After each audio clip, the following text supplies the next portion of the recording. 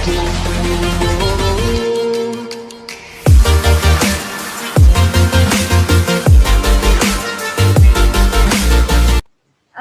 warahmatullahi wabarakatuh. Selamat malam dan selamat datang kepada Abang, Mbak, dan Noni semuanya. Semoga selalu dalam keadaan sehat, sukses, dan bahagia ya. Amin ya robbal alamin. Di LLC, panggilan Bapak dan Ibu diganti menjadi Abang, Mbak, dan None ya.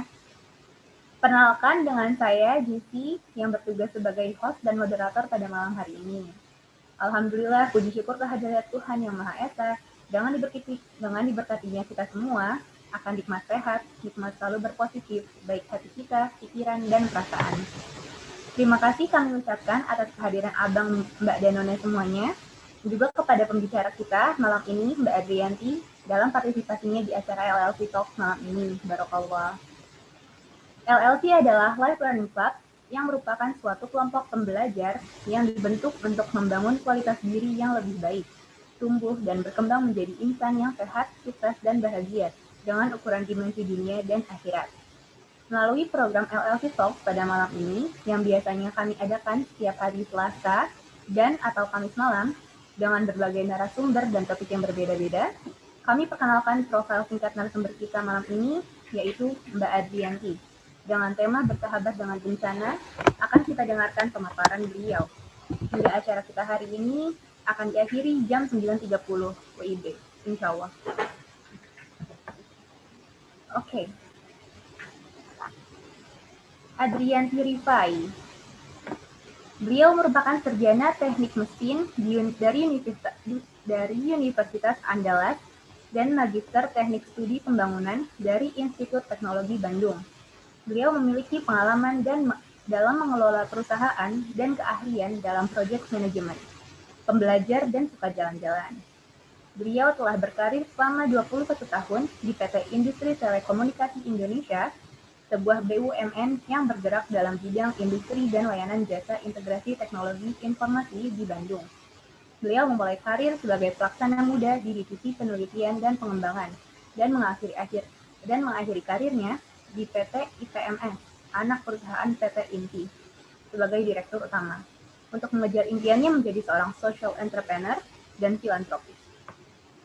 Beliau menjadi volunteer dalam beberapa organisasi atau komunitas sejak tahun 1998. Beberapa kali juga terlibat dalam kegiatan relawan di daerah-daerah bencana. Beliau Certified Project Management Professional dari Project Management Institute dan juga merupakan Certified EFT Trainer dari International Community for Emotional Freedom Technique Practitioner atau ICEP. Baik, demikian profil singkat beliau. Tanpa memperpanjang waktu, kita persilahkan Mbak Adrianti untuk langsung memulai pemaparannya saja. Terima kasih. Assalamualaikum warahmatullahi wabarakatuh. Waalaikumsalam warahmatullahi wabarakatuh. Baik, Mbak Jessi, Abang, None, Kakak, Mas, dan Mbak. Perkenalkan, saya Adrianti Rifai, biasa dipanggil dengan Yanti. Assalamualaikum warahmatullahi wabarakatuh. Puji syukur kita panjatkan kehadirat Allah Subhanahu wa Ta'ala yang memperkenankan kita untuk bertemu di ruangan webinar ini. Salawat dan salam tidak lupa kita sampaikan kepada junjungan kita Nabi Muhammad SAW yang selalu menjadi teladan kehidupan kita. Mbak Jessi, Abang, Mbak Mas yang ada di LLC, Life Learning Club, saya ucapkan terima kasih untuk kesempatannya, untuk ruangnya di mana saya bisa belajar, berbagi, menyerap pelajaran, dan sharing dari teman-teman semua. Abang, None, Kakak, Mbak, dan Mas, sebelum kita memulai bincang-bincang kita ini, sebelum kita memulai belajar bersama tentang hal-hal yang mungkin berguna bagi kita, perkenankan saya untuk mengajak kita semua untuk sejenak mengirimkan doa bagi saudara-saudara kita yang saat ini mungkin Bukan mungkin, tapi bagi saudara-saudara kita yang saat ini sedang diuji kesabarannya, sedang diuji ketabahannya dengan bencana alam yang sedang mereka hadapi. Sebagian dari mereka juga sudah wafat mendahului kita. Perkenankan, mari kita kirimkan doanya sesuai dengan keyakinan dan agama kita masing-masing, agar mereka mendapatkan ketabahan dan kesabaran. Dengan bismillah kita mulai, mari tengadahkan tangan dan tafakur menundukkan kepala sejenak untuk mengirimkan doa bagi mereka. Bismillahirrahmanirrahim.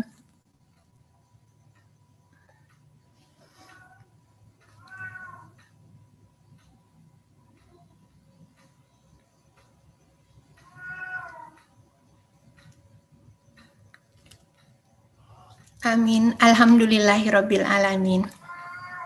Abang, None, kakak, dan mbak, kalau membaca judul LLC Talk malam ini, mungkin akan muncul pertanyaan, mungkinkah kita bersahabat dengan sesuatu yang pada dasarnya tidak kita kehendaki kehadirannya?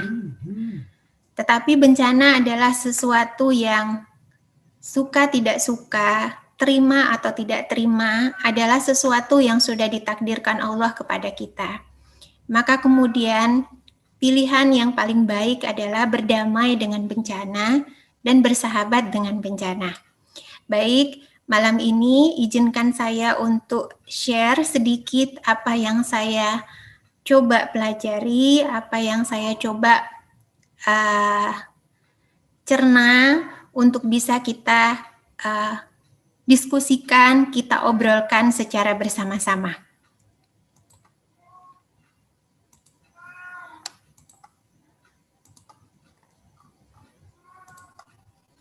Baik, Abang, None, kakak, dan adik, tema kita malam ini adalah bersahabat dengan bencana. Sebagaimana yang disampaikan oleh Mbak Jessi tadi, ini adalah profil saya. Kita skip saja karena tadi sudah disampaikan. Baik, malam ini obrolan kita atau bincang-bincang kita, bincang-bincang ringan kita hanya akan terfokus pada 3 hal ini. Sebentar nanti kita akan melihat bagaimana negara kita, bagaimana karunia yang sudah Allah berikan kepada negara kita. Dan kemudian nanti kita akan lihat sedikit bagaimana cara kita bersahabat dengan bencana, agar apa yang ditakdirkan oleh Allah kepada kita bisa kita sikapi dengan lebih baik, bisa kita sikapi dengan lebih ringan, dan kita siap menghadapi hari-hari sesudah bencana, jika bencana itu ditakdirkan kepada kita. Dan terakhir nanti kita akan ngobrol, kita akan sharing, kita akan learning secara bersama-sama. Barangkali dari Abang, None, kakak, dan Mas yang hadir pada malam hari ini, saya yakin pasti memiliki banyak pengalaman, banyak experience di daerahnya masing-masing sesuai dengan kegiatannya masing-masing. Karena sebagaimana yang kita pahami bahwa di negara kita adalah negara yang bisa dikatakan tidak ada satupun daerah yang tidak memiliki potensi bencana. Nah, saya yakin nanti dengan obrolan kita, dengan sharing, dengan masukan dari Abang, None, dan kakak Mas, kita akan lebih bisa mengayakan materi sederhana yang saya sajikan ini. Baik, izinkan saya untuk memulai. Kalau kita lihat geografi Indonesia, Allah takdirkan bahwa negara kita adalah negara kepulauan dengan kondisi, dengan posisi geografis yang sangat strategis. Nah, posisi geografis yang sangat strategis ini juga ditunjang oleh kondisi astronomis, kondisi fisiologis, kemudian juga kondisi geologis dan kondisi sosiologis yang juga sangat strategis. Kita bisa lihat bahwa Kita semua mungkin dulu sudah belajar di sekolah bahwasanya negara kita terletak di antara dua benua besar, benua Asia dan benua Australia. Kemudian kita juga terletak di antara dua samudra besar, Samudra Pasifik dan Samudra India.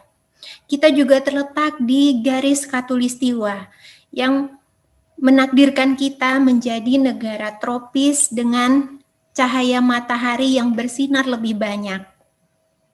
Dengan kondisi-kondisi yang seperti ini, maka Tuhan anugerahkan kepada kita kekayaan yang luar biasa.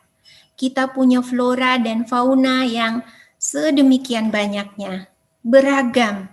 Kemudian kita juga punya sumber daya alam, sumber daya mineral yang bisa dikatakan sangat tidak terbatas ragamnya. Kalau jumlahnya pasti terbatas ya. Nah, kita kaya dengan sumber daya alam. Ada emas, ada nikel, ada ikan dan kekayaan laut yang tidak terbatas. Kemudian secara sosiologis kita juga sangat kaya. Ada banyak suku bangsa yang mendiami Indonesia dengan beragam budaya, dan itu membuat kita sangat kaya. Nah, inilah kondisi kita yang sudah ditakdirkan Allah kepada kita yang harus kita syukuri. Nah, kemudian mari kita lihat juga secara geologi. Nah, secara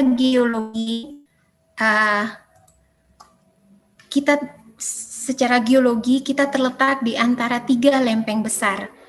Lempeng Eurasia, lempeng Pasifik, dan lempeng Indo-Australia.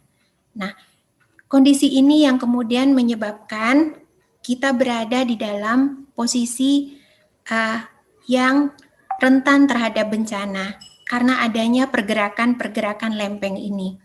Teman-teman yang bekerja di geologi mungkin jauh lebih memahami.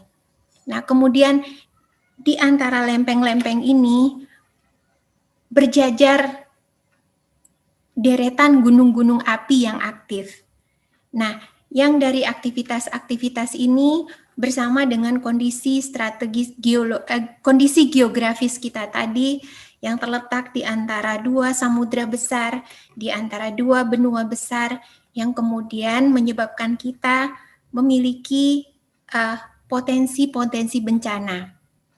Karena tingginya curah hujan yang kemudian menyebabkan kita rentan terhadap banjir, kemudian karena kita di antara 2 benua besar dan samudra besar, kita rentan dengan perubahan cuaca, dengan angin yang besar, kemudian kita juga rentan dengan letusan gunung api, kita rentan dengan tsunami, gelombang pasang, serta abrasi. Kemudian juga banjir. Ini adalah kondisi yang tidak bisa kita hindari, tidak bisa kita tolak. Bapak dan Ibu, Abang, Kakak, dan Mas, kalau kita lihat indeks rawan bencana Indonesia yang dikeluarkan oleh BNPB, ini masih indeks rawan bencana pada tahun 2013, bisa kita lihat bahwa hampir seluruh negara kita dari Sabang sampai Merauke itu tidak ada yang tidak memiliki potensi bencana. Kalau kita lihat yang merah ini adalah daerah-daerah dengan potensi atau rawan bencana yang tingkatnya tinggi. Kemudian yang kuning ini adalah yang sedang. Sementara yang ini adalah yang hijau, beberapa ini adalah potensinya rendah. Nah, kita lihat bahwa inilah keadaan negara kita. Nah, saya mencoba mengumpulkan data mengenai kebencanaan di Indonesia yang kemudian saya dapatkan, kemudian saya coba rangkum dari tahun 2010 sampai dengan tahun 2021. Namun kita lihat di sini bahwa untuk data tahun 2020 dan tahun 2021 ini datanya belum lengkap. jadi data. Kalau nanti mungkin kita akan bertanya, oh ternyata pada tahun 2020 itu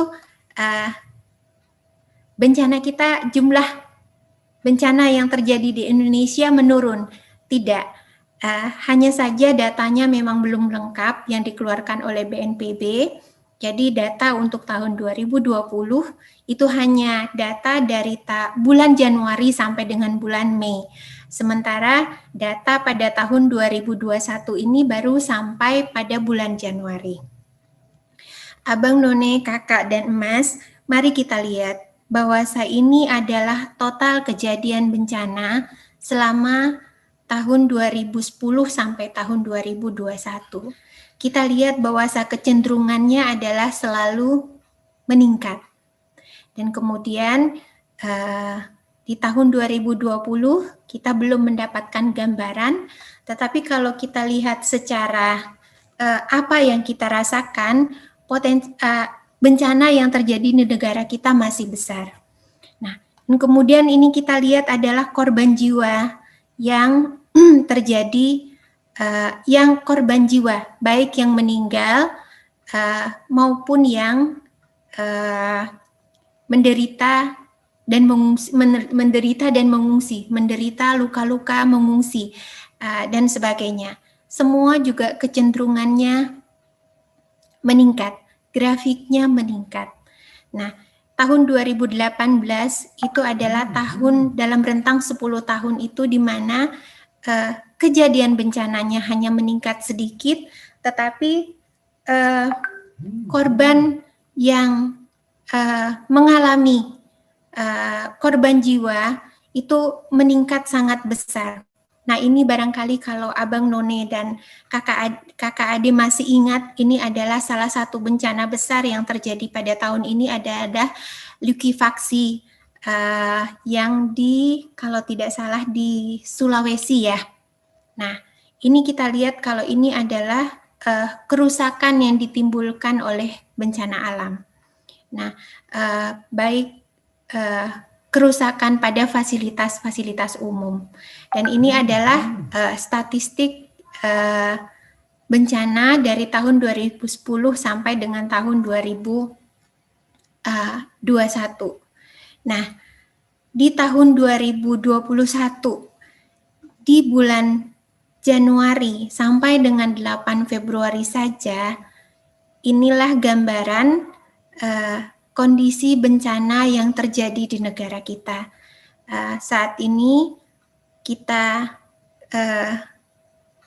digoncang oleh 7 kali kejadian gempa bumi, kemudian kebakaran hutan, kemudian juga banjir, tanah longsor, angin puting beliung, gelombang pasang, dan abrasi. Dan ini adalah gambaran dari korban dari bencana yang terjadi sepanjang 1 Januari sampai 8 Februari. Nah, 98% dari kejadian di bulan Januari dan Februari ini memang disebabkan oleh kondisi hidrometeorologi atau kondisi cuaca yang memang pada saat ini adalah pada musim hujan. Dan Februari nanti adalah puncaknya musim hujan yang perlu kita waspadai. Dan 2%-nya adalah karena geologi. Nah, geologi itu adalah yang gempa serta gempa bumi. Nah, walaupun presentasi dari gempa bumi kecil, tetapi kalau kita lihat jumlah korban yang diakibatkan oleh gempa bumi itu jauh lebih besar.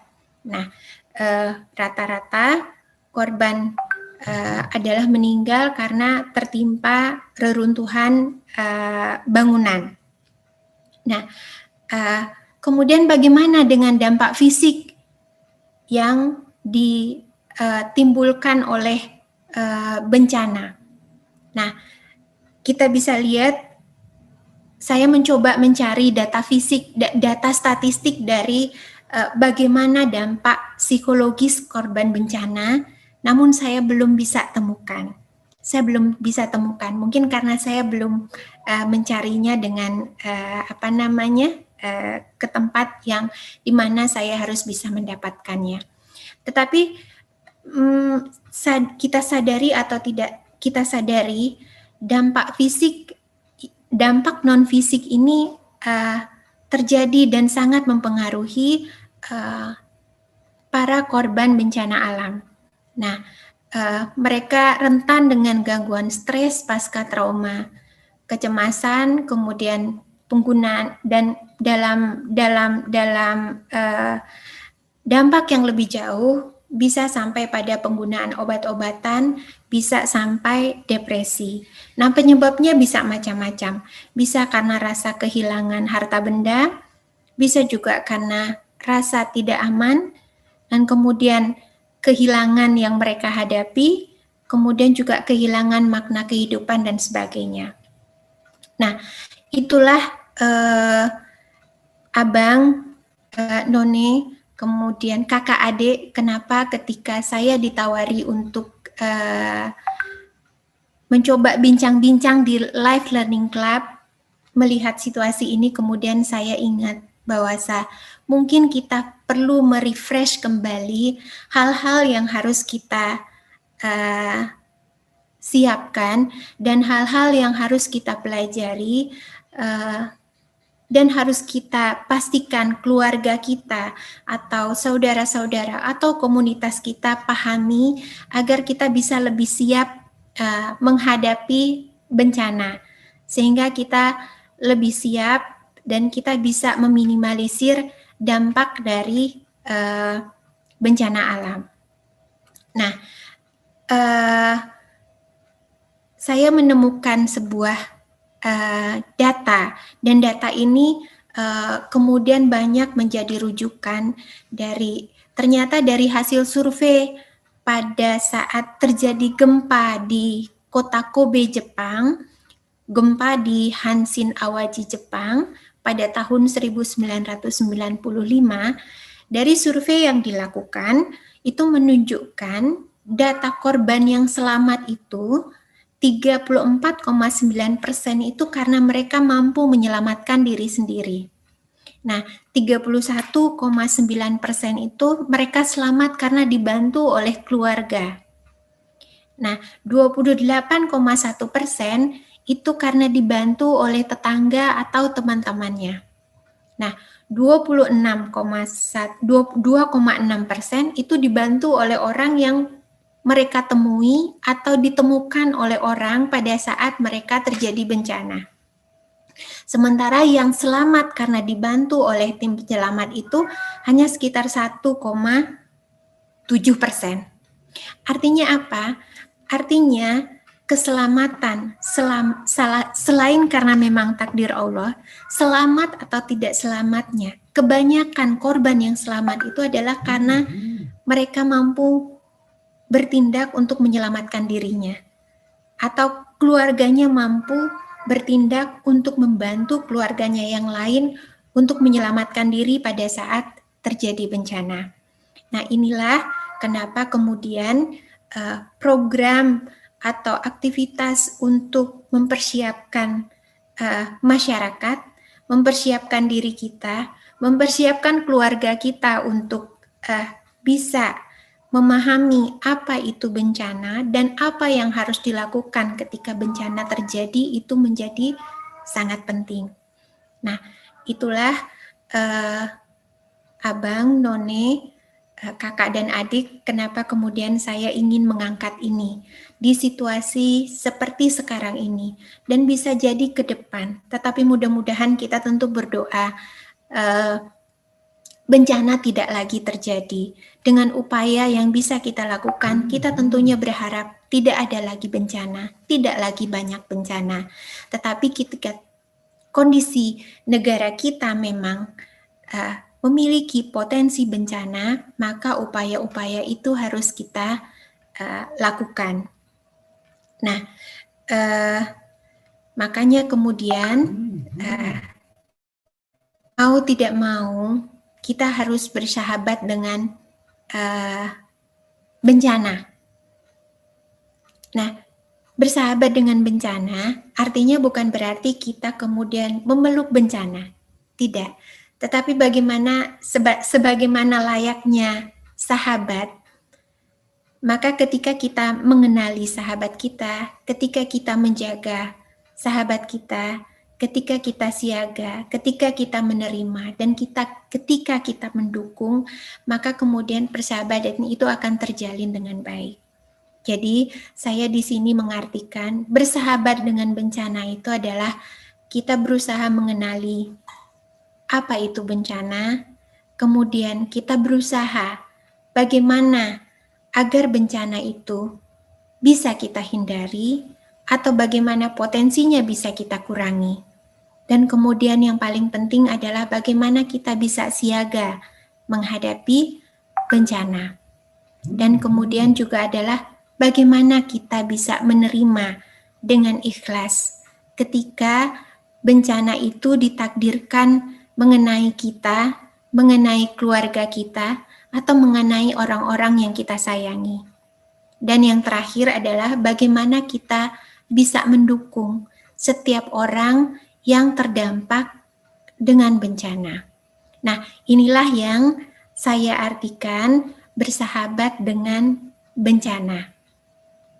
Bapak, Ibu, Abang, dan None, ketika saya terlintas untuk sharing atau terlintas kata-kata bersahabat dengan bencana, kemudian saya mencoba searching di internet dengan kata-kata bersahabat dengan bencana. Nah, ternyata Bapak Andi Malarangeng, waktu beliau menjabat sebagai staf kepresidenan, pernah menulis buku yang berjudul Bersahabat dengan Bencana. Tapi saya sendiri belum pernah membaca buku itu, dan saya sangat ingin mencoba mencari buku itu. Seperti apa sih menurut beliau bersahabat dengan bencana? Baik, Bapak dan Ibu, jika ada pertanyaan, Bapak dan Ibu bisa tuliskan di chat, dan kemudian nanti nanti kita akan diskusikan bersama-sama. Nah, Abang, None, Kakak, dan Emas serta Adik, yang pertama perlu bagi kita untuk mengenali apa itu bencana. Nah, kalau sesuai dengan definisinya, bencana adalah setiap gangguan yang menyebabkan kerusakan, baik itu fisik maupun non-fisik, yang bisa disebabkan oleh apakah itu bencana alam, bencana non-alam, ataupun bencana sosial. Nah, kalau kita lihat, bencana alam itu diakibatkan oleh serangkaian peristiwa yang disebabkan oleh alam. Seperti yang tadi kita bilang, ada banjir, ada letusan gunung api, ada tsunami, kemudian ada likuifaksi, dan banyak lagi. Nah, kemudian ada juga bencana non-alam yang diakibatkan oleh serangkaian peristiwa non-alam. Misalnya gagal teknologi, kemudian ada juga gagal modernisasi, kemudian juga epidemi yang seperti sekarang, ya epidemi penyakit atau pandemi yang seperti sekarang kita sedang alami dengan COVID-19.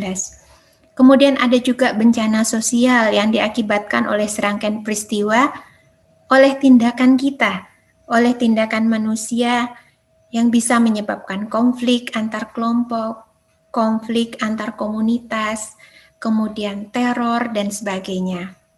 Ada juga bencana non-alam yang disebabkan oleh perilaku kita. Nah, ini penting untuk kita kenali, ini penting untuk kita pahami. Dan kemudian salah satu juga yang kita harus tahu adalah karakteristik dari bencana. Mudah-mudahan di antara kita yang hadir nanti ada yang Abang, None, Kakak yang ahli di dalam bidang kebencanaan, mudah-mudahan bisa sharing lebih banyak dari apa yang saya pahami. Nah, kita kembali ke karakteristik bencana. Jadi ada bencana yang kita sebut dengan quick onset, yaitu bencana yang terjadi secara mendadak, secara tiba-tiba tanpa ada tanda-tanda terlebih dahulu. Nah, misalnya ini gempa. Kita pahami bahwa gempa tidak pernah bisa kita prediksi. Yang bisa kita kenali adalah para ahli membuat beberapa analisa, kemudian perkiraan-perkiraan secara garis besar yang kemudian berguna bagi kita untuk melakukan antisipasi.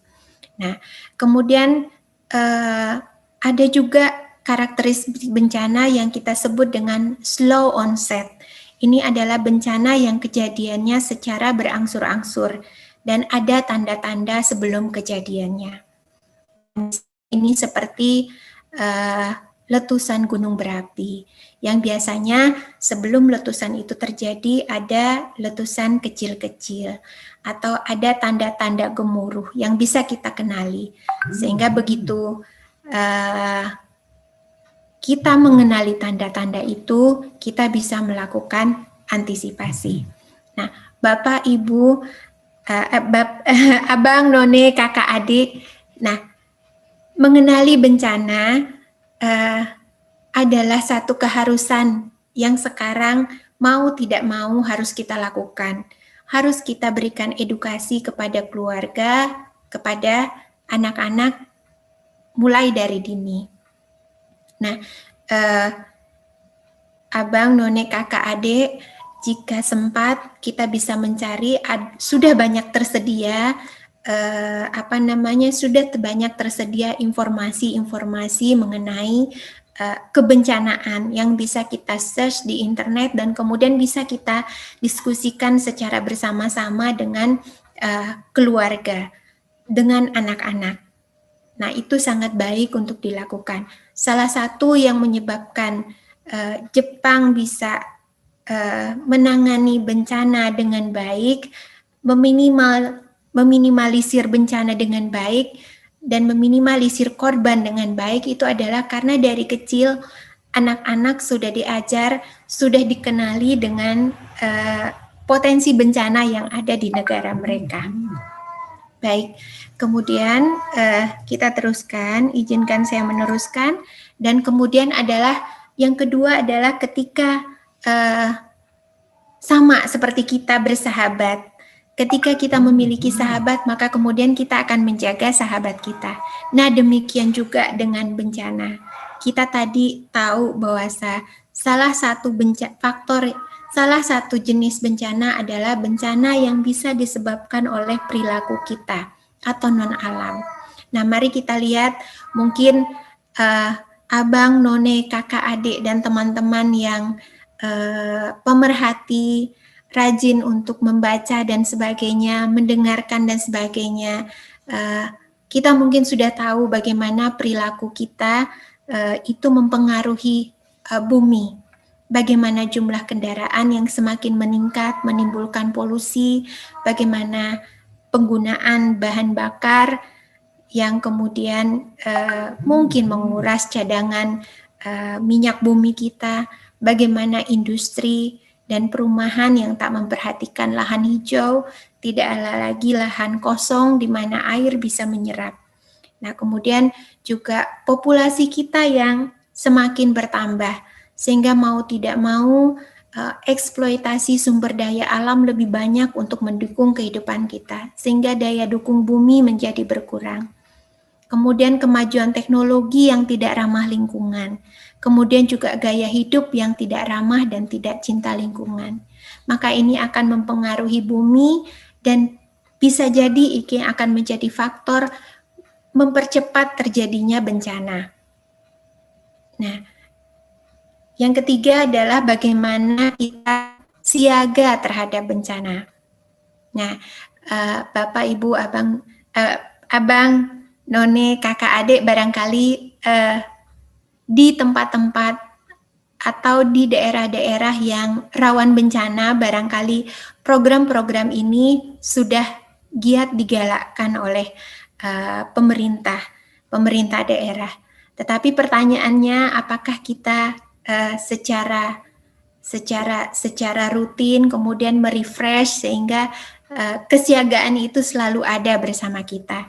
Jadi kalau kita lihat panduan dari BNPB untuk kesiagaan bencana, ada 3 hal yang mestinya secara rutin atau mestinya kita pastikan ada di dalam keluarga kita atau ada di dalam komunitas kita. Yang pertama adalah memiliki sebuah rencana darurat keluarga. Abang, kakak, None, dan Emas, boleh saya tahu di antara kita yang hadir pada malam hari ini, adakah yang sudah memiliki rencana darurat keluarga?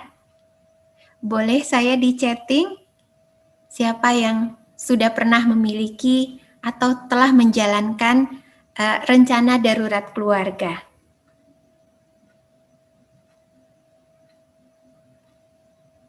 Boleh di chatting kalau sudah ada. Silakan Mas, Abang, Mbak yang sudah ada bisa chatting.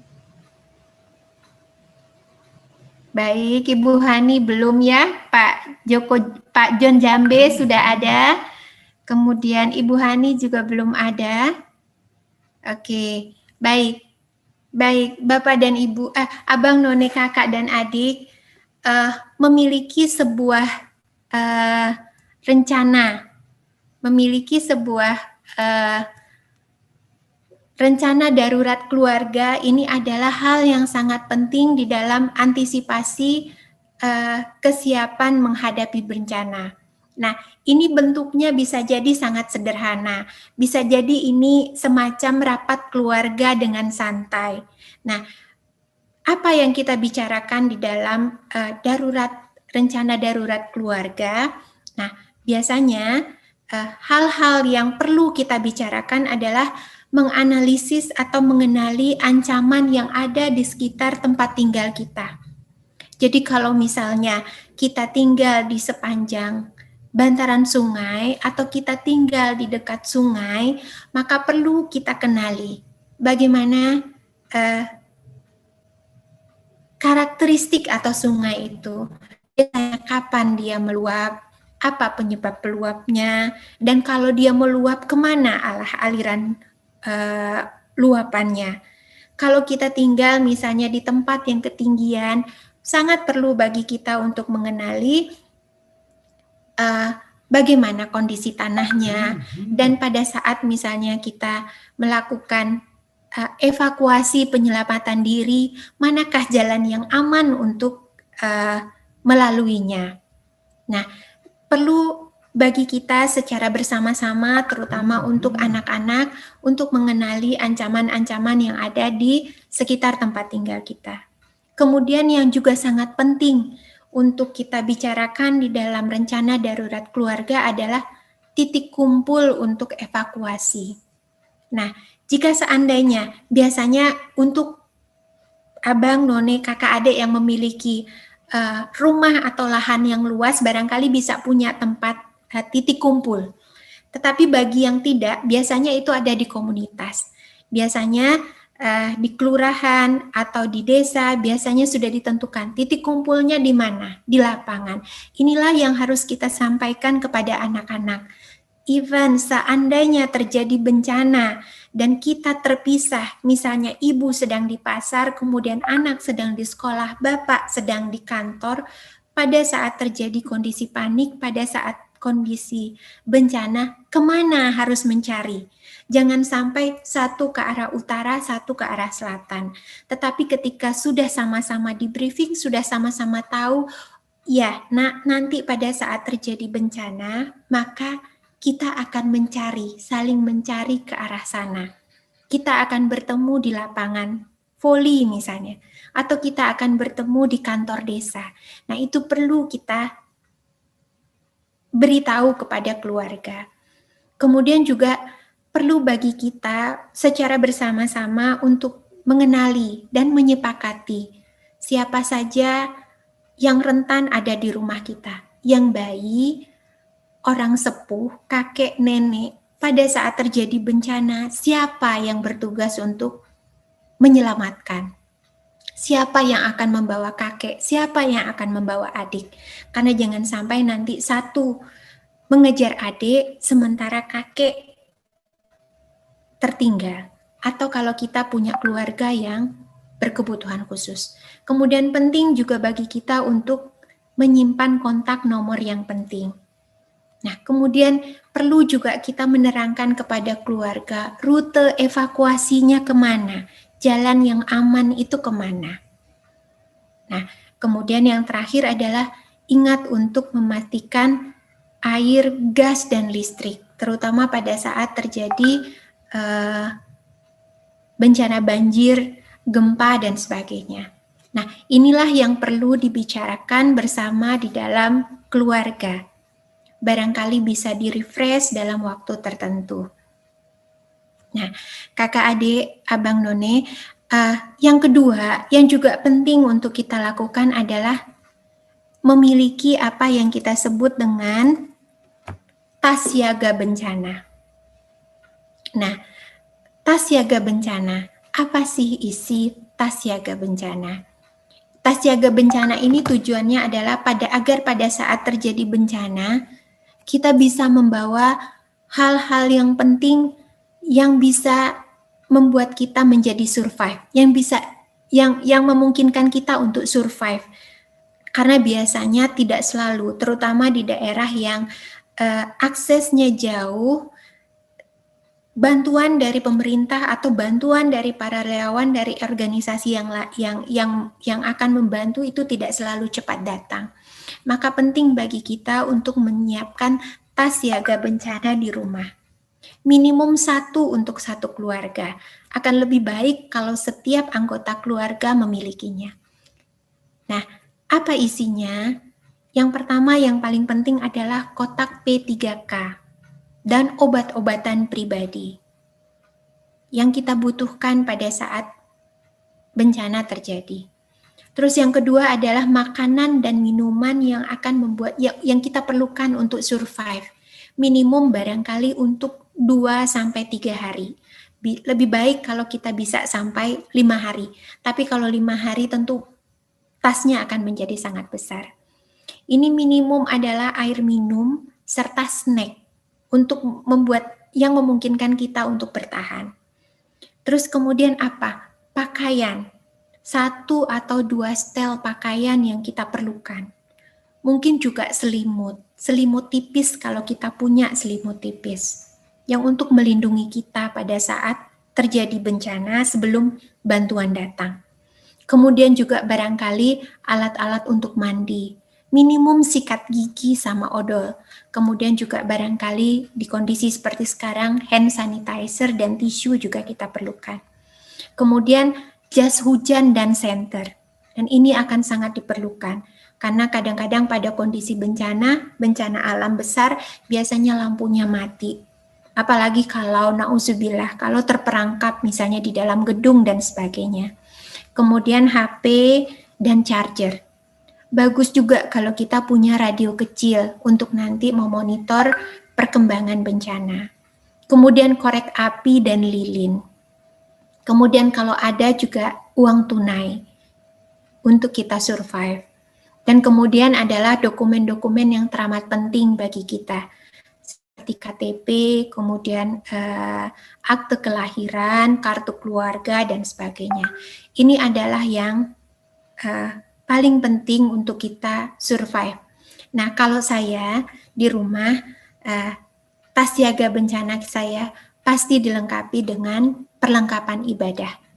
Nah, kalau kita yang muslim barangkali sajadah, kemudian mukenah, dan kemudian Al-Quran. Kalau teman-teman non-muslim barangkali Alkitab atau Rosario dan sebagainya. Karena pasti pada saat terjadi bencana, yang paling pertama kita cari adalah Tuhan tempat kita berlindung. Nah, inilah yang perlu, yang kedua yang kita lakukan di dalam siaga bencana. Nah, yang ketiga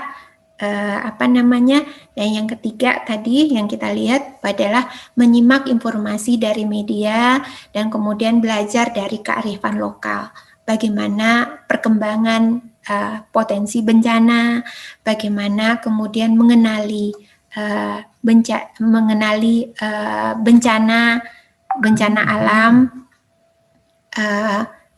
Ini adalah siaga bencana yang perlu kita lakukan.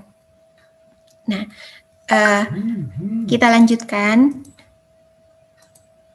Nah, yang keempat adalah ketika bencana sudah terjadi, mau tidak mau, kita harus menerimanya. Bagaimana kita harus menerimanya?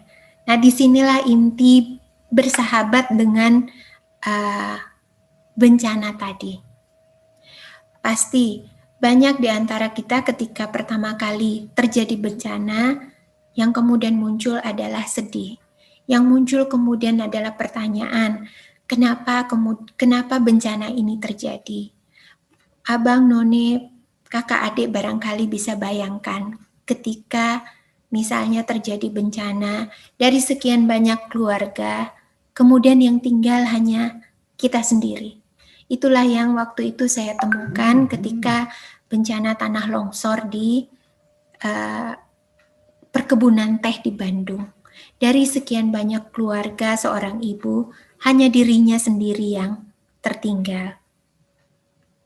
Sangat kita pahami ketika dia kemudian sedih, ketika down, ketika dia merasa hancur, ketika dia merasa apa yang dia miliki kemudian direnggut.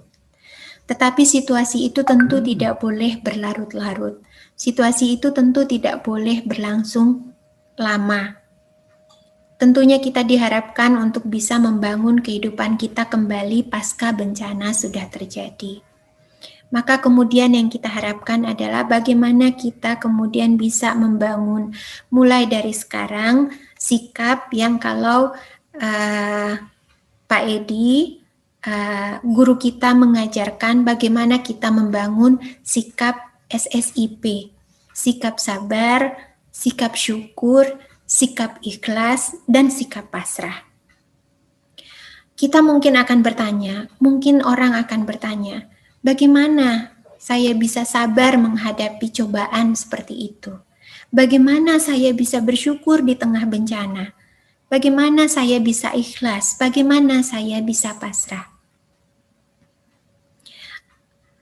Abang, none, kakak, dan adik, maka kemudian yang perlu kita bangun dan perlu kita coba terima bahwa bencana adalah takdir Allah yang sudah diberikan kepada kita.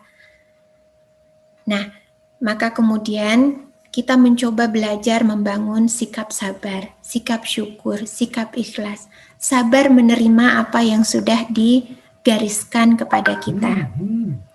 Kemudian bersyukur untuk apa yang masih kita miliki, masih kita tersisa pada diri kita, dan kita yakin bahwa Allah masih akan menganugerahkan hari ke depan, rezeki ke depan. Kemudian kita mengikhlaskan, merelakan apa yang sudah diambil dari kita, karena pada dasarnya apa yang kita miliki bukanlah milik kita, itu adalah titipan sementara. Dan kemudian kita pasrah, menyerahkan kepada Allah setelah usaha kita maksimal. Itu tadi yang di atas yang kita bicarakan tadi, usaha-usaha yang kita lakukan, mulai dari mengenali, mulai dari menjaga, kemudian mulai dari siaga. Tujuannya apa? Agar kita siap membangun kehidupan pasca bencana. Nah, yang selanjutnya adalah, saya ingin share. Kemarin saya menemukan 5 sikap masyarakat Jepang di dalam menghadapi bencana. Nah, yang pertama, yang mungkin sikap ini perlu kita coba teladani. Yang pertama adalah pada saat terjadi bencana, masyarakat Jepang itu tidak pernah melupakan tertibnya. Kita tahu bahwa masyarakat Jepang sangat tertib. Nah, sehingga karena tertib itu tidak kita temukan di sana mereka berebutan untuk mendapatkan bantuan. Tidak pernah mereka berebutan untuk mengakses fasilitas.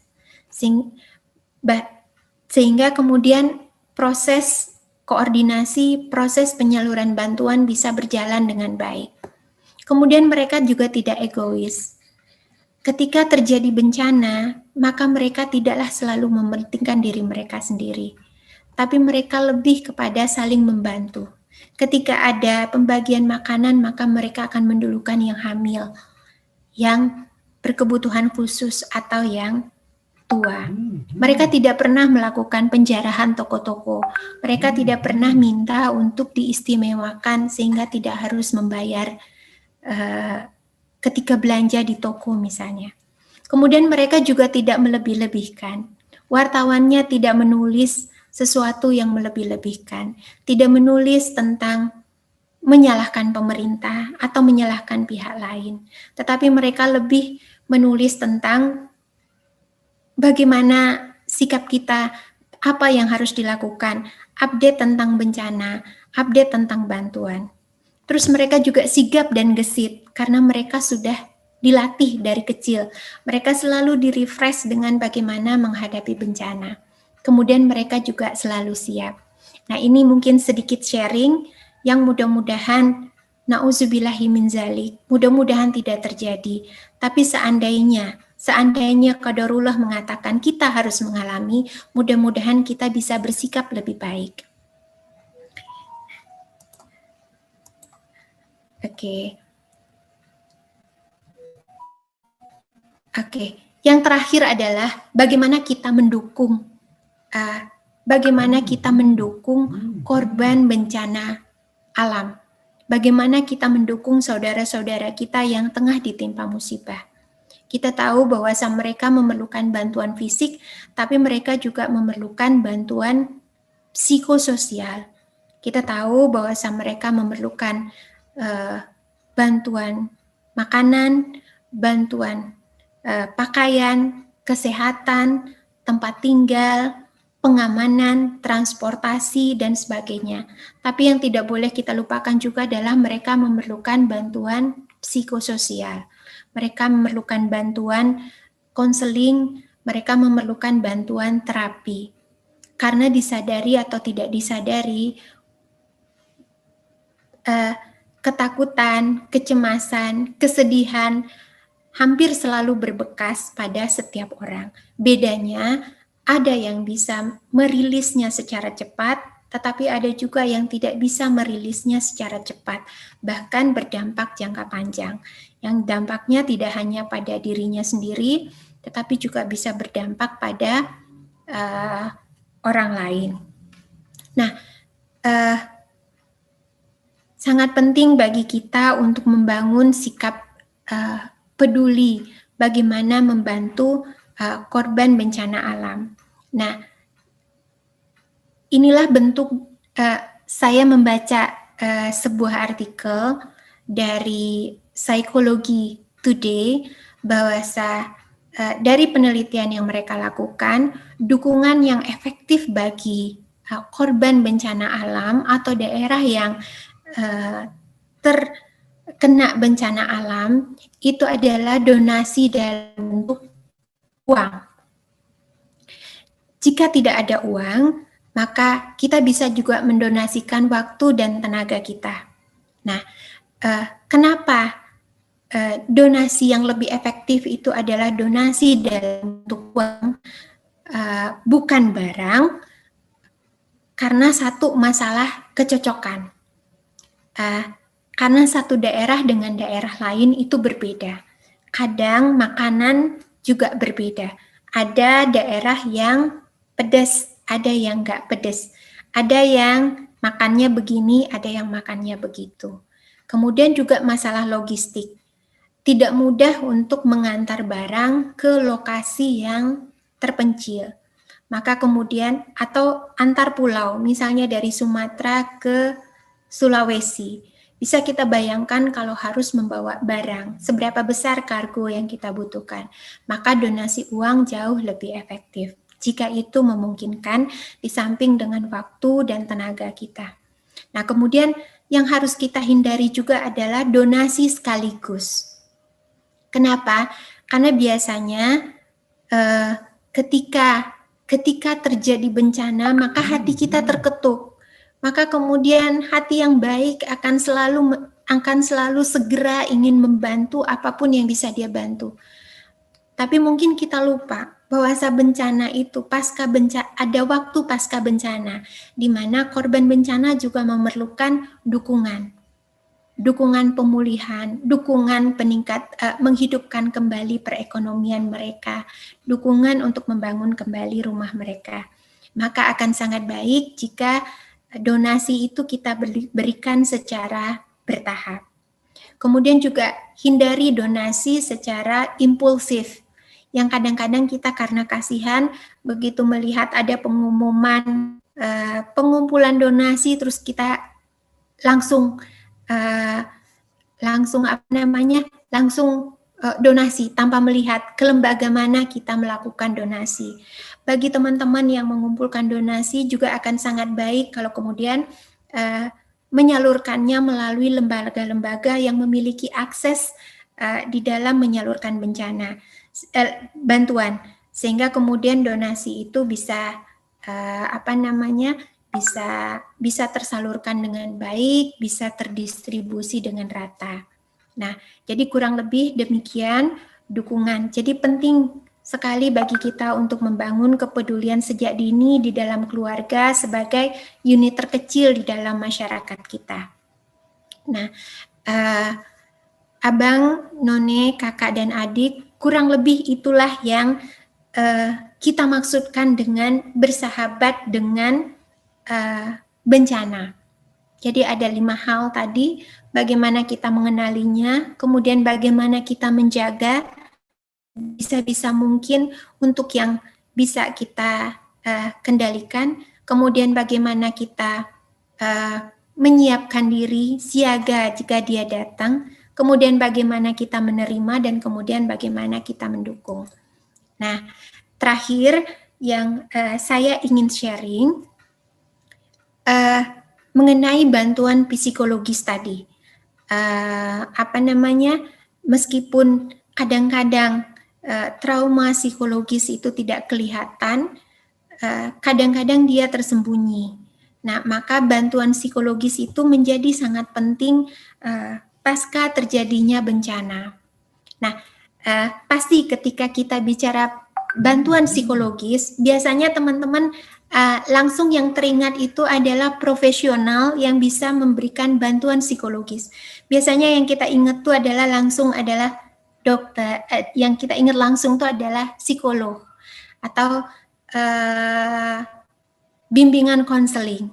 Nah, padahal sebenarnya kita bisa melakukan self-healing atau penyembuhan sendiri untuk mengatasi trauma atau masalah emosi yang kita hadapi.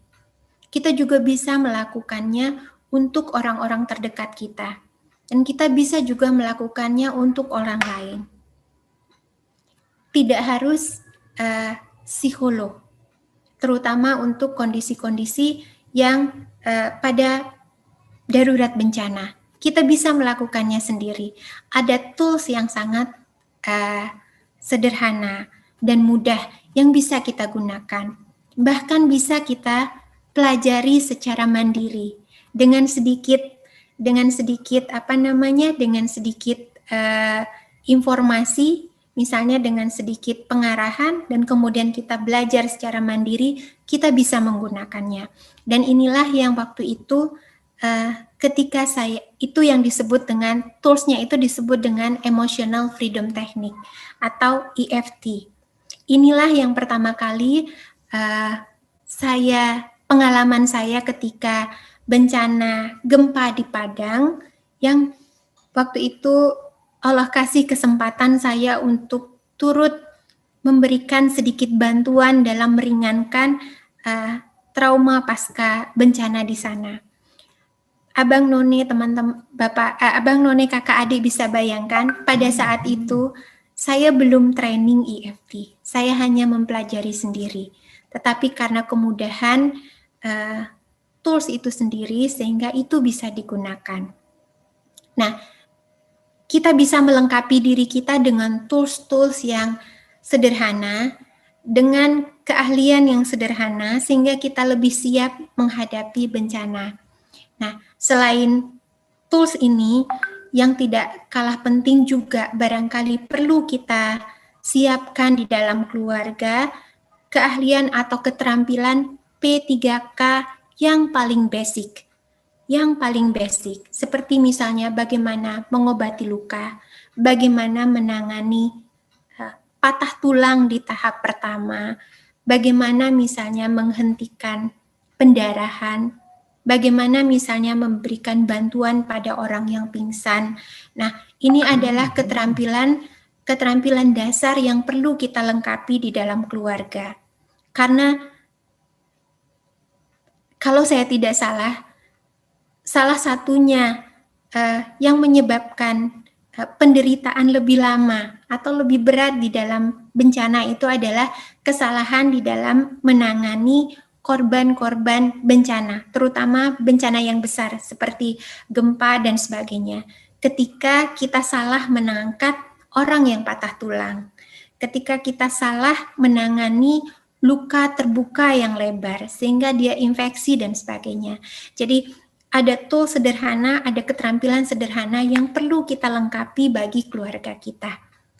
Nah, jika abang, none, kakak, adik di sini ada yang belum mengenal mengenai emotional freedom technique, nanti mungkin di sesi pertanyaan bisa kita lanjutkan, atau kalau misalnya abang, none, kakak, adik memiliki waktu, biasanya kami di komunitas EFT kita punya komunitas. Nah, secara reguler biasanya kita melakukan webinar mengenalkan EFT kepada masyarakat luas. Nanti teman-teman bisa ikut di sana. Baik, mungkin Mbak Jessi, demikian pemaparan sederhana dari saya. Selanjutnya yang saya harapkan adalah sharing dari teman-teman semua sehingga kita bisa learning. Barangkali ada kakak, adik, abang, none yang tinggal di daerah rawan bencana, kemudian ada program bagaimana siaga bencana di sana, atau barangkali di dalam webinar kita ini ada teman-teman penyintas bencana alam, barangkali juga bisa share pengalamannya kepada kita. Kurang lebih demikian Mbak Jessi, mungkin kita bisa masuk ke tanya jawab ya. Saya kembalikan ke Mbak Jessi. Iya, terima kasih Mbak Adrianti atas pemaparannya, sangat menarik dan semoga bermanfaat ya. Barangkali ada yang mau share pengalaman mengenai bencana yang seperti tadi Mbak Adrianti sudah sampaikan. Kalau ada yang mau sharing pengalaman, boleh. Atau langsung ke pertanyaan. Saya coba lihat chat kita ya. Ya, boleh. Boleh ada yang mau share pengalaman mungkin Bang Oki, Bang Yos Ferdi, Mbak Elia, ada pengalaman?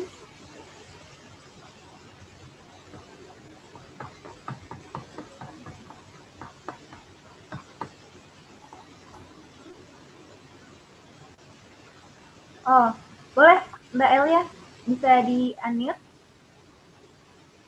Bisa di-unmute ya Mbak Elia? Oke, silakan.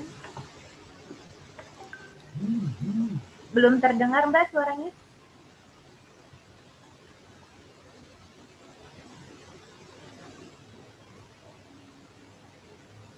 Masih belum? Kalau begini terdengar? Terdengar. Oke. Dengar Mbak. Iya. Silakan. Pertama sekali saya ucapkan terima kasih atas kesempatan yang diberikan. Sedikit pengalaman barangkali ya. Waktu saya jadi relawan dari psikososial ke Lombok ya, waktu ada gempa Lombok. Di sana saya ditugaskan di bawah suatu instansi, dan ternyata benar, di saya bukan pakai EFT, saya menggunakan SEF, Spiritual Emotional Freedom Technique. Tapi secara umum prakteknya sama. Titik-titiknya sama dan asalnya juga sama gitu kan ya. Dan ternyata itu memang sangat membantu dari teman-teman kita di sana. Karena saya datangnya posisinya di seminggu gempa terjadi. Jadi baru boleh masuk waktu itu, banyak sekali relawan dan banyak juga di sana sampai masih juga evakuasi. Dan kalau saya karena dari psikologi, pasti saya melakukan psikososial first aid yang berawal ya, yang terjadi di sana. Dan ternyata karena usia barangkali mereka pada muda-muda, kita nggak bisa harus mengikuti protokoler yang misalnya harus ke sana ngukur diri gitu. Akhirnya satu-satunya cara saya adalah men-training dari relawan-relawan yang lain dengan staff semuanya. Dan ternyata itu tersebar dan difasilitasi oleh Departemen Sosial waktu itu.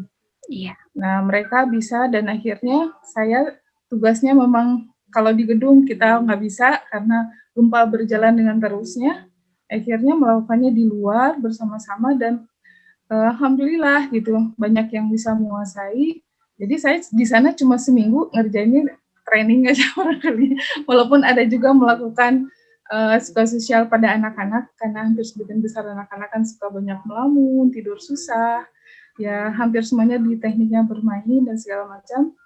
Kasus-kasus berat itu ditangani setelah mungkin saya diganti tim yang lain karena itu baru terasa di 2 minggu setelah kejadian gempa, baru mungkin ada kasus-kasus yang butuh penanganan secara psikologis. Tapi benar, secara umum orang-orang kalau dilengkapi dengan keterampilan yang bisa membantu secara mudah seperti EFT dan SAF, itu akan sangat membantu, terutama untuk kasus-kasus awal yang dialami oleh mereka. Itu barangkali yang bisa saya sampaikan. Ya. Iya, baik Mbak Elia, terima kasih banyak sharingnya. Benar, kita bersyukur bahwa pada saat sekarang, mungkin dimulai di sekitar tahun 2006,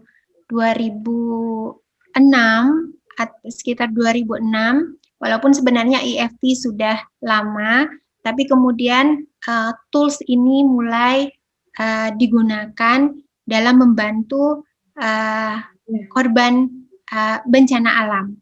Nah, sehingga kemudian di setiap ada kejadian bencana, teman-teman relawan yang turun atau organisasi yang turun ke sana itu tidak melupakan bantuan psikis yang harus diberikan. Maka kemudian banyak relawan-relawan trauma healing atau lebih dikenal sebagai trauma healing diturunkan ke lokasi bencana untuk membantu para penyintas bencana untuk menyelesaikan trauma atau kesedihan atau masalah-masalah emosi yang mereka hadapi. Nah, Abang None, kakak adik, ketika kita bicara masalah emosi atau trauma pasca bencana, maka sebenarnya mungkin yang terpikir bagi kita itu adalah orang yang sedih, orang yang murung, kemudian orang yang menarik diri dari orang lain. Nah, sebenarnya kalau teman-teman yang biasa turun ke bencana itu akan menemukan ketika para penyintas atau korban bencana alam itu ada yang mengalami permasalahan fisik karena trauma itu. Kami pernah menemukan waktu itu ada ibu-ibu yang tidak bisa jalan. Setelah kejadian bencana itu tidak bisa jalan, nggak bisa berdiri. Nah, setelah kita terapi menggunakan EFT, itu langsung berdiri, langsung jalan. Nah, masalahnya apa? Jadi sebenarnya bukan gangguan fisik, bukan patah tulang, bukan gangguan otot, bukan. Tapi karena trauma, karena ketakutan yang mereka alami, kemudian mereka merasa tidak bisa berdiri, merasa tidak mampu berjalan. Padahal mereka bisa berjalan sebenarnya. Nah, tools-tools seperti inilah yang kemudian bisa kita pelajari bagaimana cara untuk membantunya. Bagaimana persoalan emosi kemudian tidak hanya mengganggu kepada emosi atau psikososial, tetapi juga kepada fisiknya. Nah, Mbak Elia, terima kasih banyak sharingnya. Abang None, kakak adik, kalau tadi Mbak Elia mungkin yang Abang None kakak adik yang belum mengenal EFT, mungkin tadi Mbak Elia sempat menyebut apa itu SAFE dan kemudian sempat menyebut SAFE, kemudian menyebut juga EFT. Itu sebenarnya adalah tools yang sama dengan nama yang sedikit berbeda. Jadi kalau yang dibawa oleh Pak Mirza Faiz ya Mbak Elia ya, kalau nama beliau itu beliau menyebutnya dengan spiritual emotional freedom technique. Kalau yang dibawa oleh Pak Edi itu emotional freedom technique saja. Tetapi di dalamnya tetap sama bagaimana kita menyampaikan kepasrahan kita dari apa yang kita alami kepada Allah, kepada Tuhan kita. Kurang lebih demikian. Bapak, Ibu, Abang None, kalau kita menyebut EFT, saya ingin tahu, saya sengaja tidak memberikan informasi yang lebih banyak mengenai EFT di dalam webinar ini, karena khawatir Abang None, kakak adik yang biasa di Live Learning Club ini sudah mengenal EFT. Tapi kalau misalnya memang ada yang belum mengenal EFT, kita bisa kenalkan sedikit ya Mbak Jessi ya. Dan kalau nanti misalnya Abang None kakak adik ingin tahu lebih lanjut, nanti bisa ikut webinar kita. Webinarnya gratis, maka di situ akan dikenalkan mengenai EFT dan kemudian bagaimana cara menggunakan EFT. Karena dengan berlatih sendiri, dengan menggunakan sendiri, itu sebenarnya Abang None kakak adik sudah menguasai 20% dari EFT itu sendiri yang bisa digunakan untuk menolong diri sendiri, untuk keluarga, ataupun untuk menolong orang lain. Ya, terima kasih Mbak Elia atas sharingnya. Ini lanjut, ada Mbak Eni, raise hand, mungkin mau sharing atau ada pertanyaan ya. Silakan Mbak Eni, bisa unmute langsung. Boleh ya? Ya, oke. Silakan Mbak Eni. Ya, terima kasih. Halo Mbak Yanti. Mbak Yanti itu orang yang hebat, yang saya kenal. Nggak pernah menyerah. You are great. Ibu, Mbak, saya mau bilang ada tidak ada dan banyak-banyak ya. Yang satu, dengan adanya ulasan dari Bu Yanti tentang bencana alam ini, ya maaf ya, suara saya gemetar itu karena emang saluran di sini yang nggak bagus. Ya ingin saya sampaikan, kita aware terhadap informasi itu penting ya Bu ya.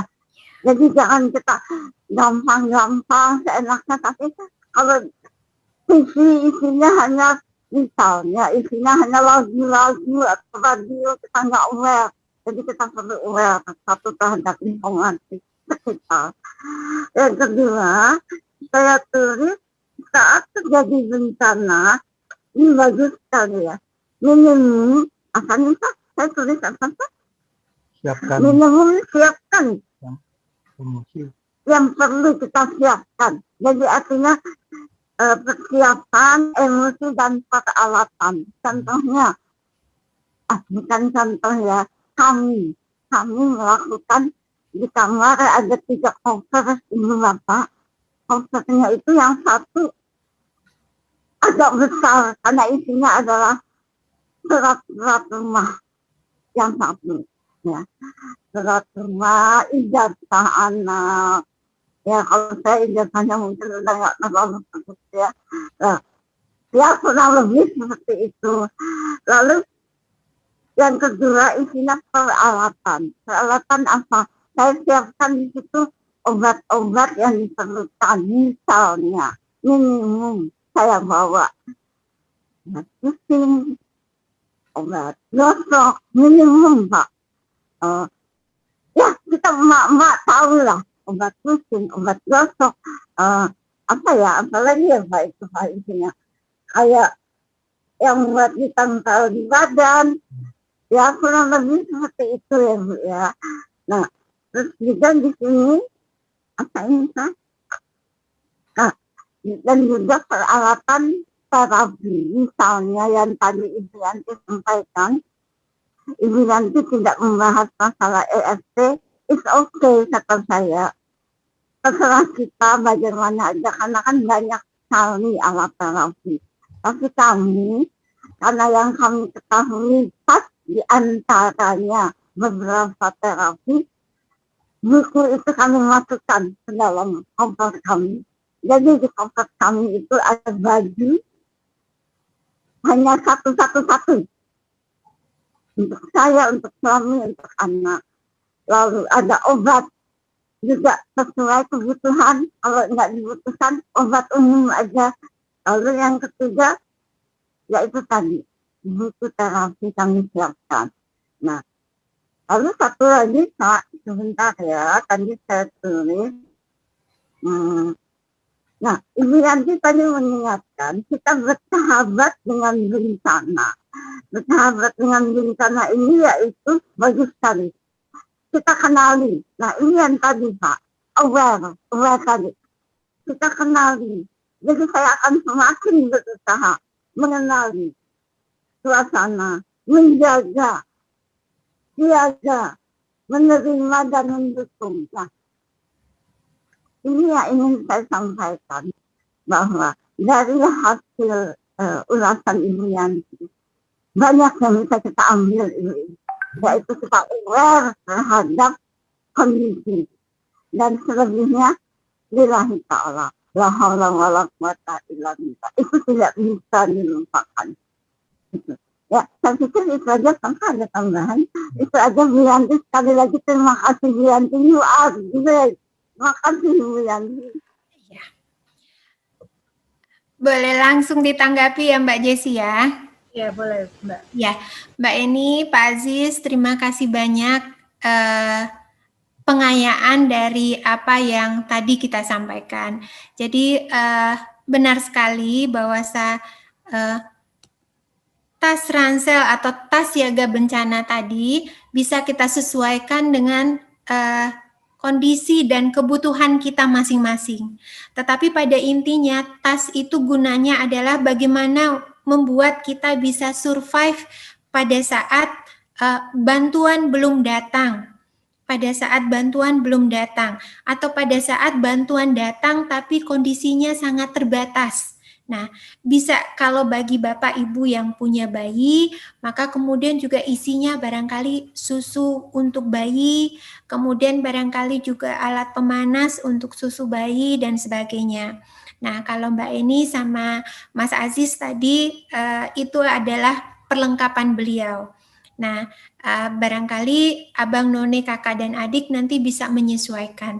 Tetapi ini rasanya sangat penting sekali untuk kita miliki sebagai persiapan menghadapi bencana.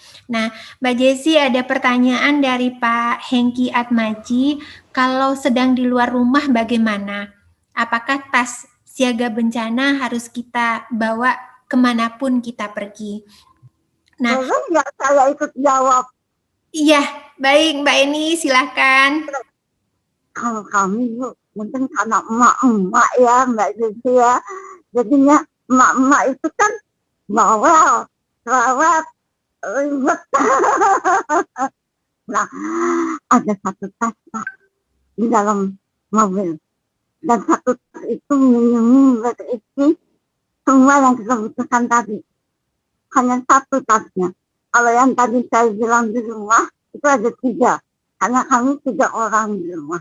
Tapi yang di dalam mobil, 1. Kami jadikan 1. Ini ada di sini ranselnya, ada di kamar.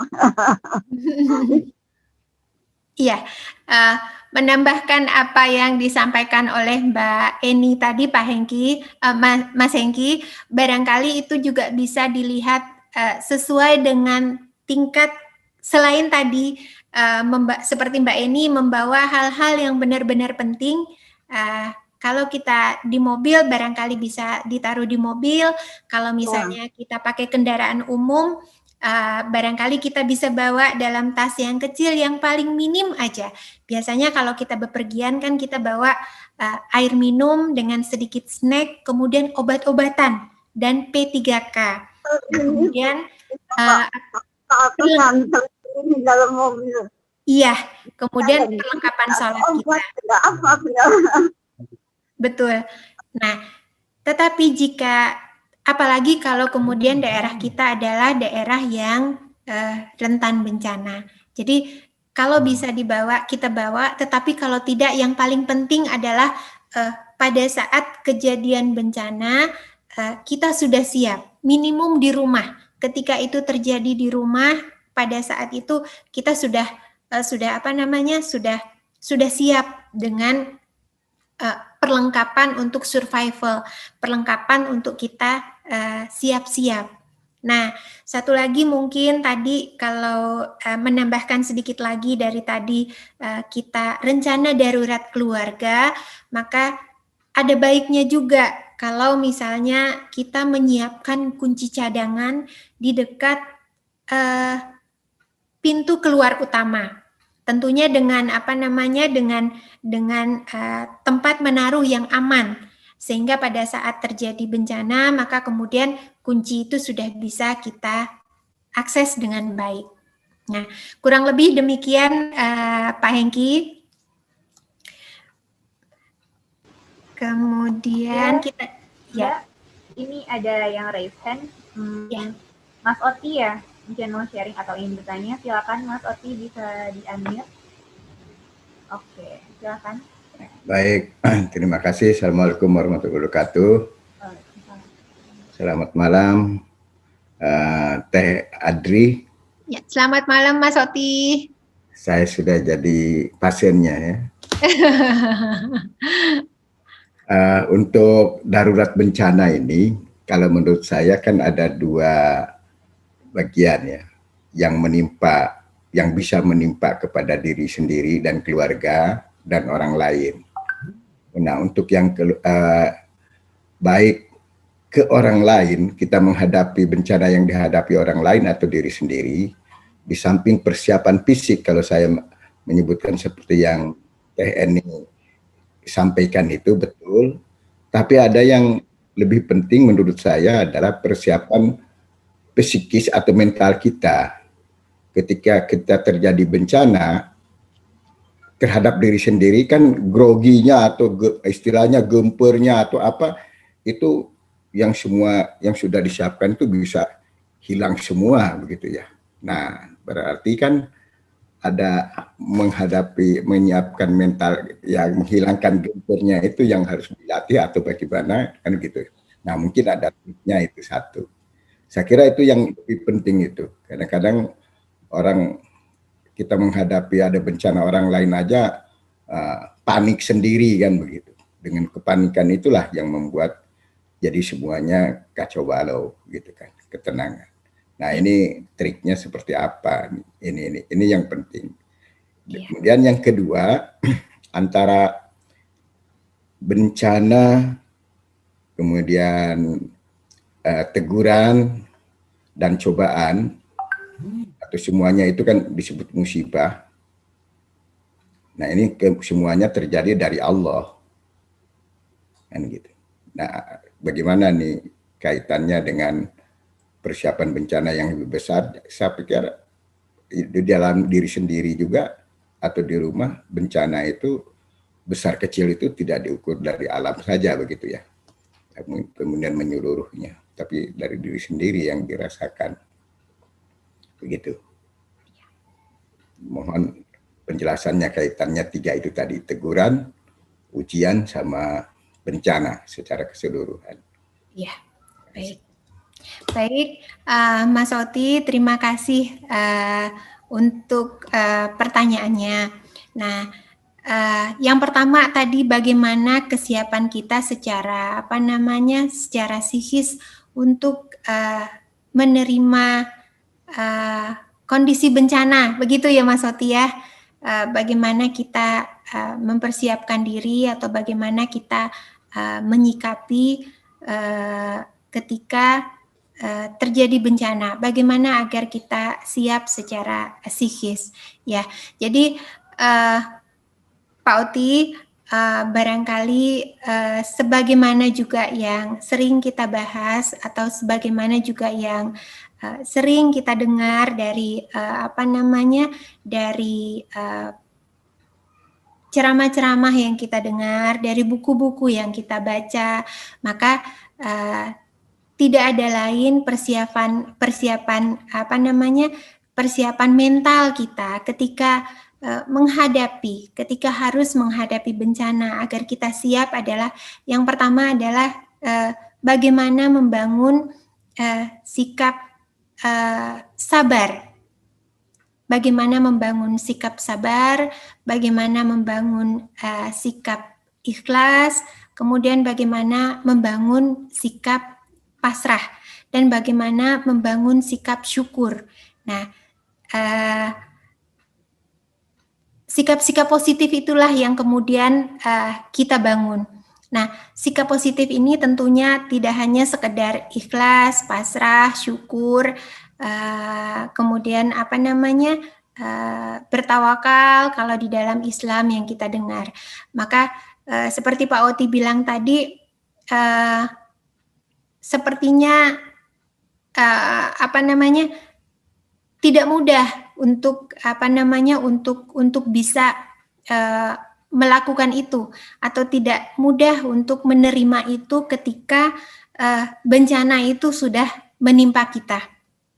Maka adalah sangat wajar ketika ketika pertama kali bencana itu datang, kemudian sebagai manusia yang punya kelemahan, yang tidak sepenuhnya juga kita mampu untuk langsung ikhlas, langsung pasrah, langsung kemudian langsung sabar, adalah respon yang wajar ketika pertama kali bencana terjadi, kemudian ada respon seperti itu terhadap diri kita.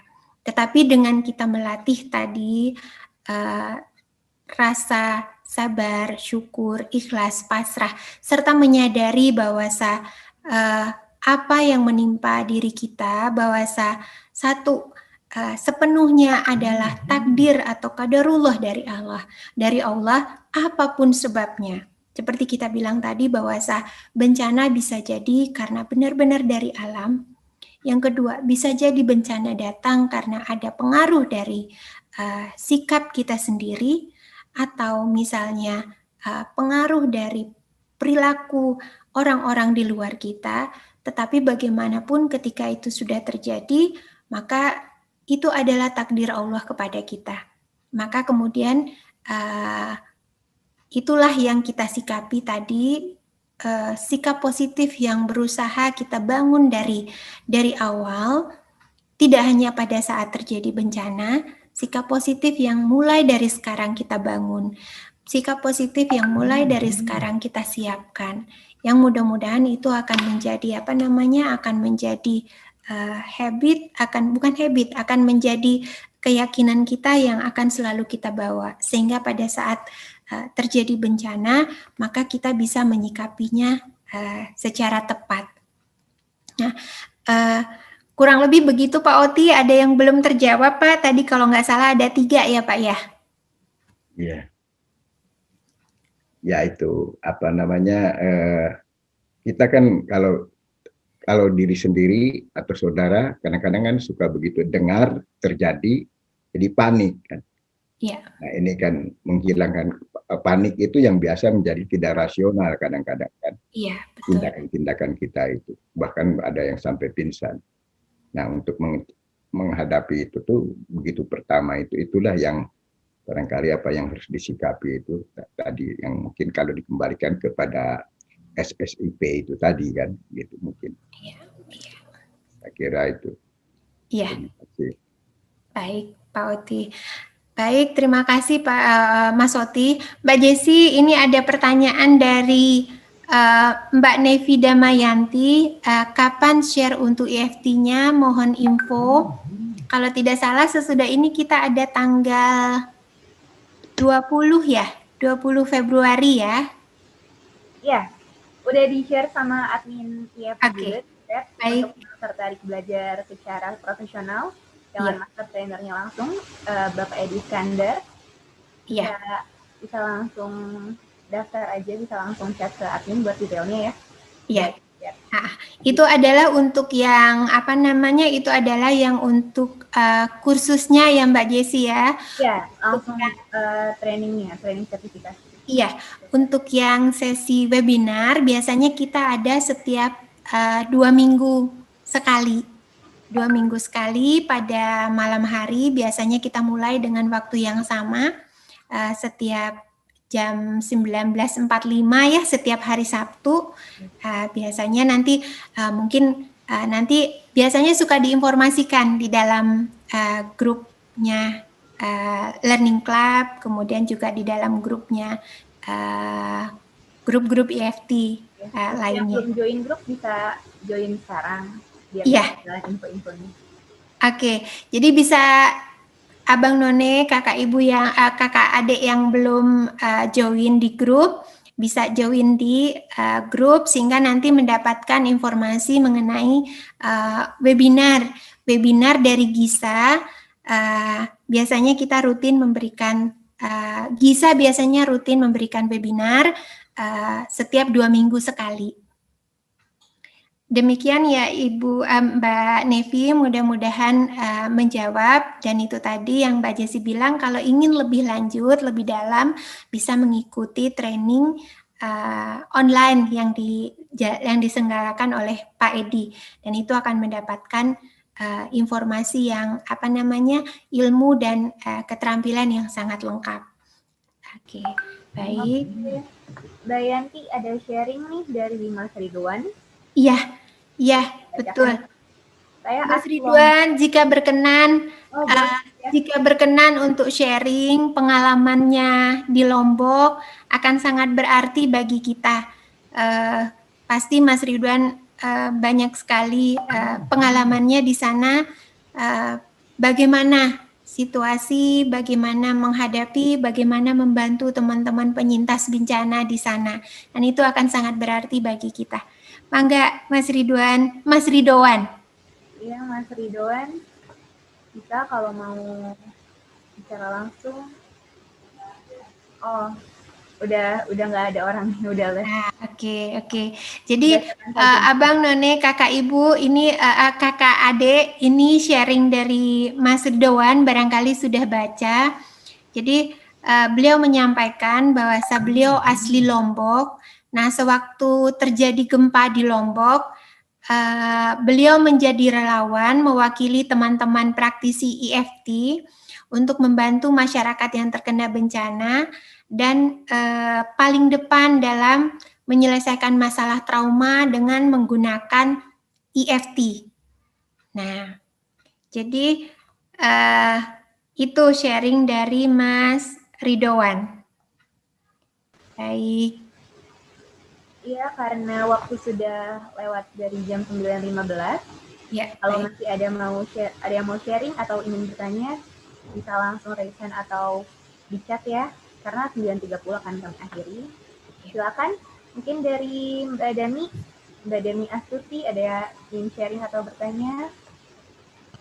Mbak Oski. Oke, Mbak Dami silakan.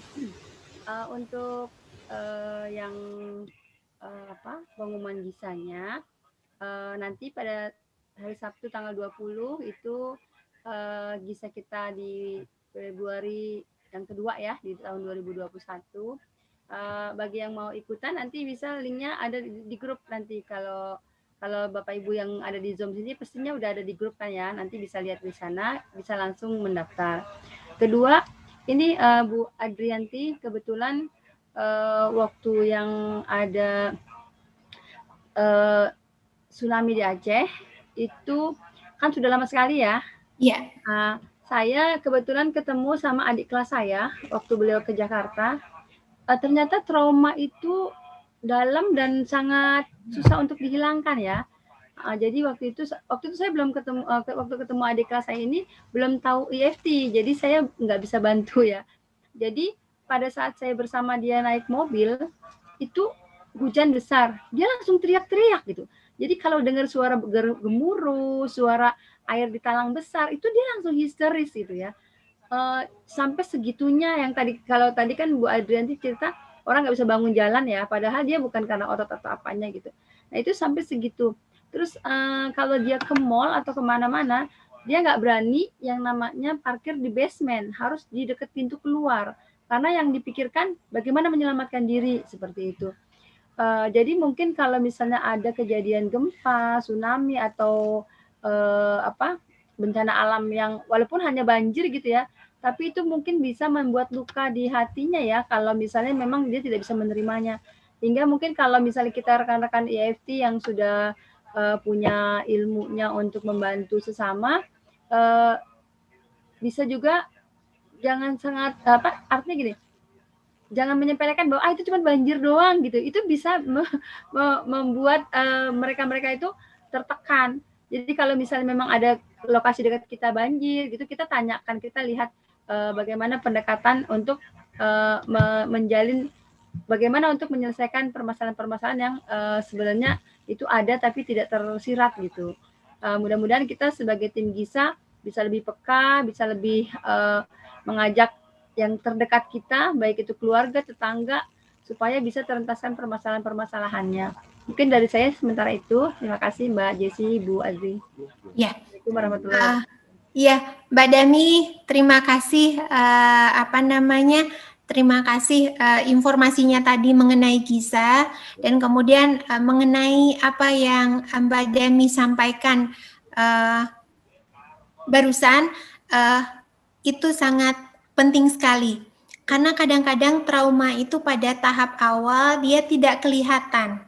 Pada tahap awal itu dia seperti biasa-biasa saja. Apalagi kalau itu pada anak-anak yang tidak bisa menyampaikan apa yang dia rasakan.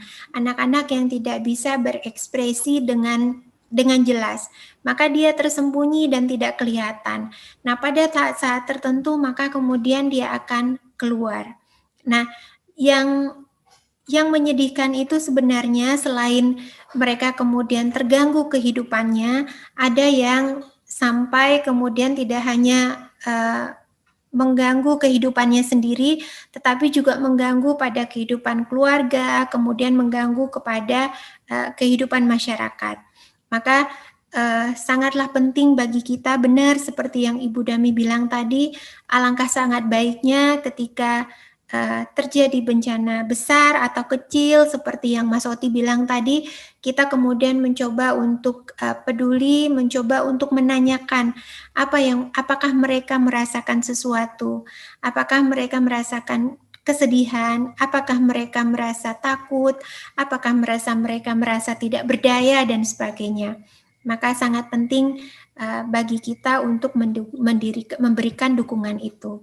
Nah, makanya bagian terpenting tadi dalam menghadapi bencana adalah terutama bagi kita yang ditakdirkan Allah untuk tidak mengalaminya, untuk peduli, untuk memberikan dukungan apapun yang kita bisa berikan. Kemudian juga bagi kita yang barangkali mengalami bencana, tetapi pada saat itu kita berdaya, artinya kita tidak terdampak besar, kita cukup sehat, kita cukup berdaya, maka kemudian kita bisa bangkit, kita bisa segera bangkit untuk membantu korban-korban yang ada di sekitar kita. Nah, itu akan sangat membantu. Kalau tadi misalnya teman-teman yang turun ke lokasi bencana, bagaimana teman-teman melihat ada banyak sama-sama korban, tapi kemudian menyediakan rumah mereka untuk para korban lainnya, kemudian bagaimana mereka untuk segera berdaya untuk berada di dapur umum, bagaimana mereka segera berdaya untuk membantu proses-proses evakuasi dan lain sebagainya. Nah, itulah dukungan yang perlu kita siapkan, perlu kita bangun untuk untuk siaga bencana, sehingga kemudian kita berharap bencana yang terjadi memiliki resiko yang minimal. Karena resiko itu tidak hanya pada saat terjadi bencana, tetapi juga pasca bencana itu sendiri. Kurang lebih terima kasih banyak begitu Mbak Dami. Ya, terima kasih Mbak Dami atas sharingnya. Ini ada Profesor Nicholas nih, Mbak Ya. Desi. Profesor Nicholas, apa ada yang ingin di-sharing berdasarkan pengalaman atau pertanyaan? Silakan kalau ada. Selamat malam. Tadi Selamat materinya malam, Kang semuanya Nicholas. Bu Andri, semua yang disampaikan. Tadi saya mendengar banyak yang mengenai di darat ya. Bencana alam di darat. Indonesia ini juga terjadi kepulauan, laut juga banyak. Itu mungkin perlu dipikirkan oleh EFT sebagai terapeutik, secara neuroterapeutik yang diberikan. Adalah bagus sekali kalau materi-materi ini diberikan kepada mereka yang juga khususnya bagi mereka yang kena narkoba, narkotika, mungkin bisa kerjasama dengan BUMN untuk diberikan mereka kepada mereka bagaimana terapeutik EFT ini secara neuroterapik untuk mereka mengatasi stres mereka sendiri bagi mereka-mereka yang di narkotik.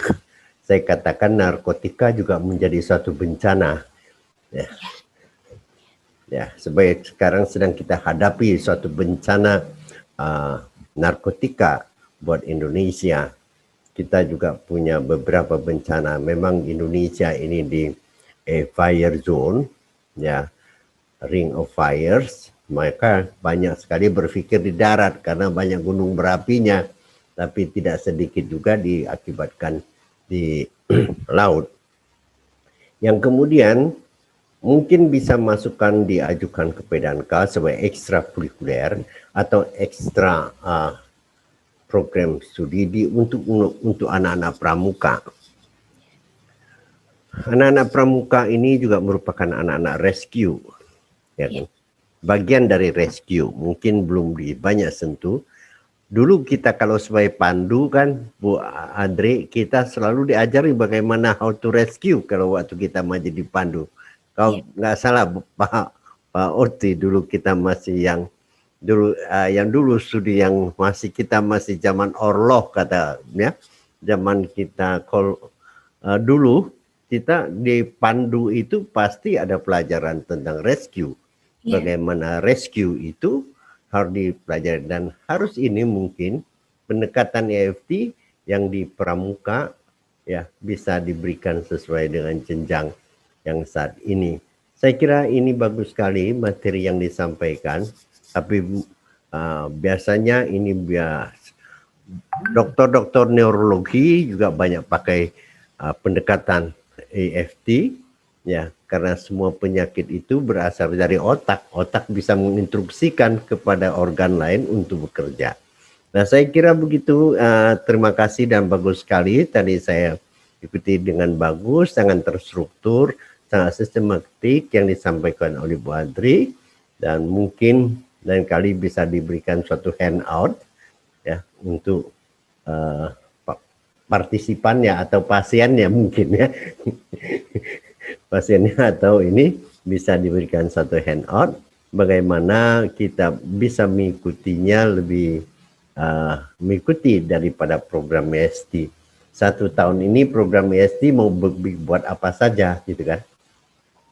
Kalau sudah ada planning di setiap minggu akan ada satu like a training ya kan, sehingga dia bisa membuatkan the whole program di dalam 1 tahun. Untuk mensosialisasikan program ini, mungkin kita bisa bukan bantu, kalau bantu mah susah ya kan. Kita akan memberikan partisipasi to sharing the program dari ST kepada lebih luas. Saya kira itu Mbak Jessie sebagai moderator yang sangat cantik, yang sangat membawa flow-nya sangat pandai. Pada malam hari ini mungkin karena pengaruh EST juga jadi pintar. Terima kasih. Wassalamualaikum warahmatullahi wabarakatuh. Ya, Boleh langsung saja ya Mbak Jessi ya. Ya, silakan Mbak. Ya, Abang Profesor Nicholas, terima kasih banyak. Tadi benar Prof bahwasa negara kita terdiri dari darat dan laut, dan salah satu tantangan dari negara kita adalah untuk saudara-saudara kita yang tinggal di pulau-pulau yang jauh, yang kadang tidak mudah untuk mengaksesnya. Nah, maka dari itu kami dari GISA atau Gerakan Indonesia Sehat, Gerakan Internasional Sehat Alami itu melakukan kegiatan sosial untuk berbagi, untuk menginformasikan mengenai EFT kepada masyarakat luas melalui webinar-webinar. Salah satu berkah dari pandemi adalah kemudian kita menjadi rutin melakukan ini. Jadi Prof, secara rutin kita secara 2 minggu sekali melakukan kegiatan sosial ini. Nah, kemudian terkait dengan kemampuan atau keahlian rescue ya Prof ya. Kalau dulu di masa kita ada pramuka di mana kita diajarkan P3K basic atau rescue. Sehingga kalau sekarang saya alhamdulillah masih bisa. Kalau pertolongan pertama yang patah kaki saya masih bisa Prof. Kemudian yang luka saya juga masih bisa. Cuma saya tidak tahu kalau untuk anak-anak kita sekarang kalau tidak diberikan pelatihan khusus, apakah di sekolah masih diberikan pelatihan rescue atau tidak. Tapi Prof, terima kasih masukannya. Di GISA nanti akan coba dibahas oleh Bapak Ibu pengurus GISA mengenai masukan ini. Nah, untuk EFT atau terapi healing lainnya untuk narkoba, khusus untuk EFT, itu memang sudah ada beberapa praktisi EFT Prof yang sudah menggunakan pendekatan ini untuk membantu teman-teman yang adiksi narkoba.